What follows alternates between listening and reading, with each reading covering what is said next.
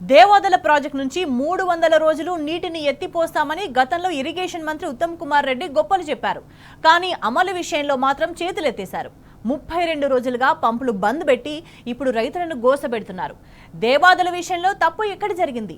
4 ఏళ్లుగా దేవాదల ఆయకట్టులో ఎండని పంటలు ఇప్పుడు ఎందుకు ఎండుతున్నాయి? దీనికి సంబంధించి మనతో మాట్లాడడానికి రైతు రాము మనకి ఫోన్ లైన్లో అందుబాటులో ఉన్నారు. రాము గారు నమస్తే అండి. నమస్తే మేడం. రాము గారు, ఇప్పుడు పరిస్థితి ఎట్లా ఉంది? మరి గతంలో మంత్రి కూడా హామీ ఇచ్చిన పరిస్థితి కనిపిస్తుంది ఉత్తమ్ కుమార్ రెడ్డి, కానీ అమలు ఎట్లా జరుగుతుంది? అక్కడ వాస్తవ పరిస్థితి ఎట్లా కనిపిస్తుంది? గతంలో కేసీఆర్ గారు థర్డ్ ఫేజ్ సంబంధించినటువంటి అన్ని పనులను పూర్తి చేశారు. గతంలోనే ఆగస్టులో ఉత్తమ్ కుమార్ రెడ్డి గారు ఇక్కడికి దేవాదుల దగ్గరికి వచ్చేసి నేను హామీ ఇస్తున్నాను, 180 రోజులు కాదు 300 రోజులు నీళ్ళు ఎత్తి చూపిస్తామని చెప్పిండు. ఈ ఆయకట్టుకు ప్రాబ్లం అవుతుందని చెప్పేసి కేసీఆర్ గారు సమ్మక్క సాగర్ బ్యారేజ్ కట్టిండు. అక్కడ ఆ బ్యారేజ్ ఇప్పటి వరకు పనులన్నీ పూర్తి అయిపోయిన ఇప్పటికి ఉపయోగించుకోకూడదు.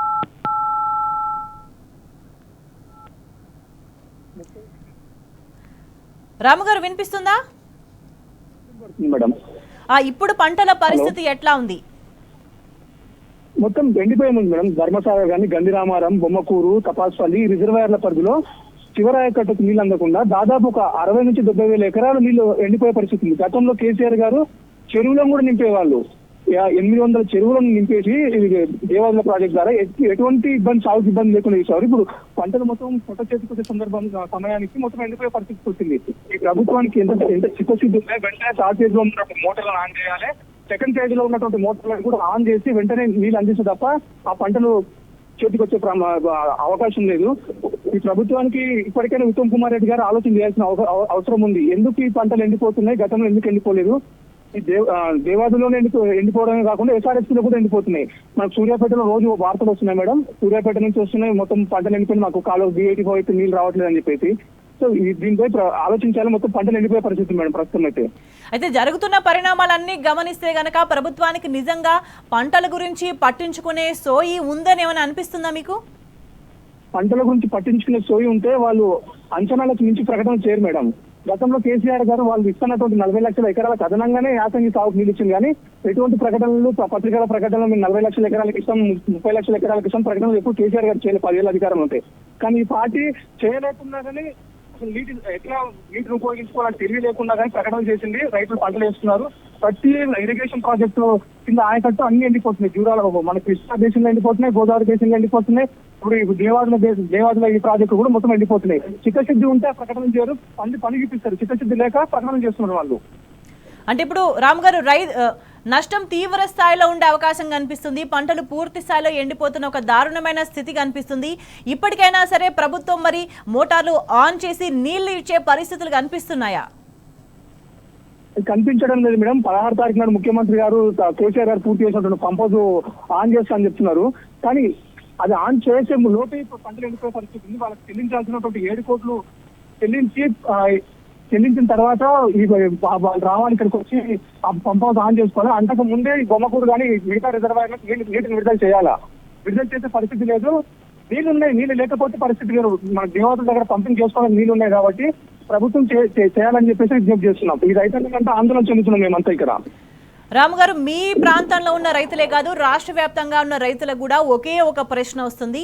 గతంలో లేని సమస్య ఇప్పుడు ఎందుకు వచ్చింది అనేది. దీనికి మీ దగ్గర సమాధానం ఉందా? మీరేమనుకుంటున్నారు? మీ చుట్టుపక్కల ఉన్న రైతాంగం అంతా కూడా ఏమనుకుంటున్నారు? గతంలో లేని సమస్య ఇప్పుడు ఎందుకు వస్తుంది పంటలకు? గతంలో కేసీఆర్ గారు ఏం చేసిందంటే, మనకు గోదావరిలో అయితే జనవరి, ఫిబ్రవరి వరకు మనకు మెడికల్ వరకు ఫ్లడ్ ఉంటుంది గోదావరిలో.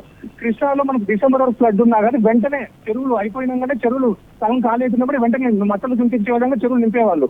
ఇప్పుడు ఏమైంది, ఒక్కసారి చెరువు నింపేసిండు, కొన్ని చెరువులు అసలే నింపట్లేదు. సో ఆ సమస్యకు పునరావృతం అవుతుంది, అవగాహన లేకపోవడం. గతంలో కేసీఆర్ గారు SRSP ఆయకట్టుకు రివర్స్ పంపింగ్ చేసేవాళ్ళు. కాళేశ్వరం ద్వారా రివర్స్ పంపింగ్ చేసి ఆ SRSP ఆయకట్టును మనకు జగిత్యాల, కోరుట్ల వరకు పరిమితం చేసి మిగతా ఉన్నటువంటి SRSP స్టేజ్ 2 ఏదైతే ఉందో LMD నుంచి కిందికి సూర్యాపేట వరకు కాళేశ్వరం నీళ్ళతో నింపేవాళ్ళు. సో దాని ద్వారా మనకి యాసంగిలో ఎప్పుడు నీటి కష్టాలు లేకుంటుండే, చెరువులు ఎప్పుడు మత్తాలు దుంకుతుండే.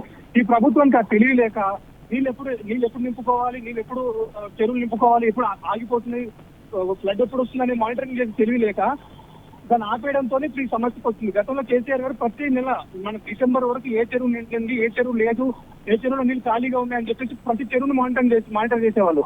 ఈ ప్రభుత్వం చేయకపోవడంతో ఈ సమస్య వచ్చింది. ఇప్పటికైనా కేసీఆర్ గారు ఏం చేసిండ్రో వీళ్ళు ఏం చేయలేదంటున్నారు.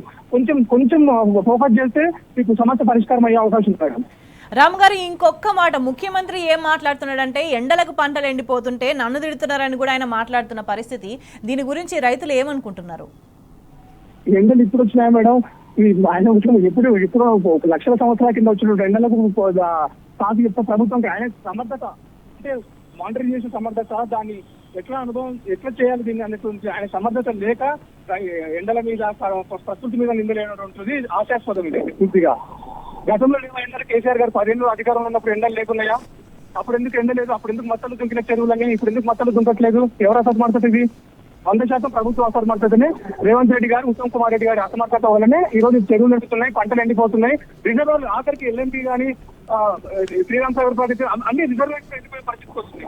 వీటన్నిటికీ పరిష్కారం ఒకటే మేడం. గోదావరి బేసిన్ లో ఉన్నటువంటి ప్రాజెక్టు బ్రతకాలన్నా, ఆ పంటలు బతకాలన్నా కాళేశ్వరం ప్రాజెక్టు లో భాగంగా కట్టినటువంటి 2 బరాలు ఉపయోగించుకోవాలా, మేడిగడ్డ రిపేర్ చేయాలి. త్వరితగతిన అది రిపేర్ చేసి ఈ సంవత్సరం మనకి ఎస్ఆర్ఎస్సీ ఆయకట్టు కానీ ఈ దేవాల ఆయకట్టు కానీ అసలు ఎటువంటి ప్రాబ్లం లేకుండా నీళ్ళు వచ్చేటివి. అది పూర్తి చేయకపోవడం వల్ల కరువు వస్తుంది.